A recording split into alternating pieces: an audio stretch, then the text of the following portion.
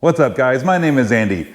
Unfortunately, I've got a leaky thermostat housing on my 66 Mustang and I need to get that fixed. Thankfully this is an easy project and it won't take very long to do. So let's jump right in.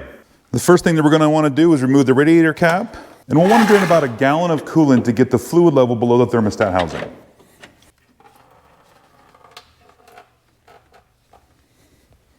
Next I want to pull the wiring for the temperature switch from my electric fans, and then I want to loosen these two hose clamps. Just to make things easier, we're going to just soak up this coolant that's sitting in here.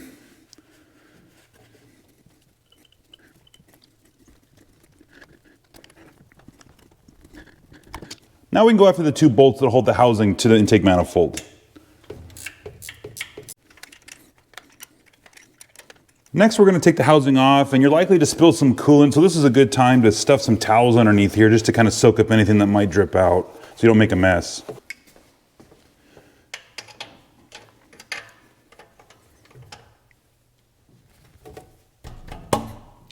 And just pop it off just like that. And it's going to tear up the gasket that was on there, but that's okay because we're going to clean all that off anyways.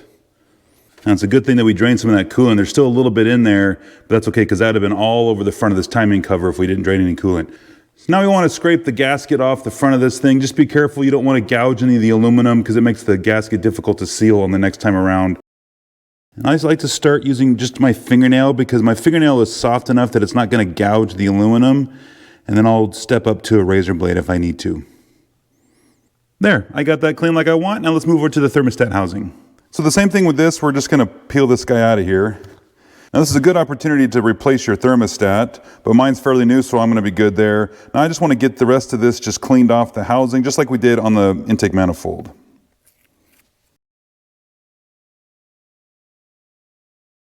All right, that took a little bit more work, and this is what I was talking about, the scratches and stuff using the razor blade because the aluminum's so soft, but we want to get everything off of this so we got a nice clean surface.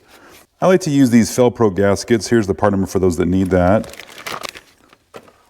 And what we're gonna do to make this work is, you know, when you put these thermostats in here, I drill a hole in the top so it lets the air bubbles through. This doesn't affect the performance of your thermostat, you know, once the car's warmed up and all that kind of stuff. But to get the air out, we want that hole in there. Just a little tiny 16th inch hole.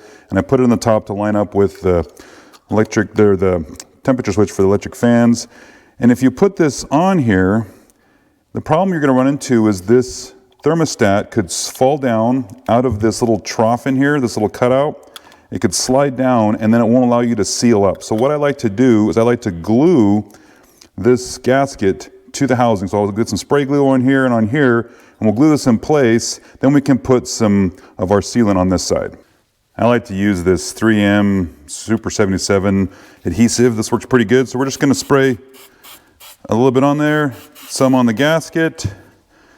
Then we're going to drop the thermostat, again lining it at this hole so that it's up towards the top. We'll place this guy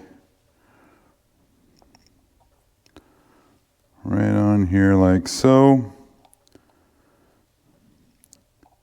Perfect. And then we'll let that set up, and then we'll put some of our RTV sealant on here. Once you give that a minute or two to set up, it should be good to go. And then I'm going to use this water pump and thermostat housing gasket maker from Permatex. There's the part number if you guys need that. This is fantastic for this right here. We're just going to spread a little bit on, and then we'll push it around with our finger just to smooth it out all the rest of the gasket.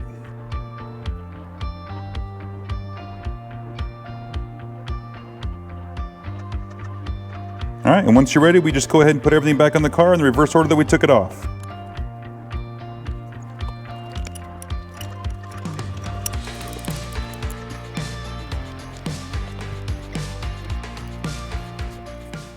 Okay, these last two items will hook up the vacuum advance and the connector for my temperature switch.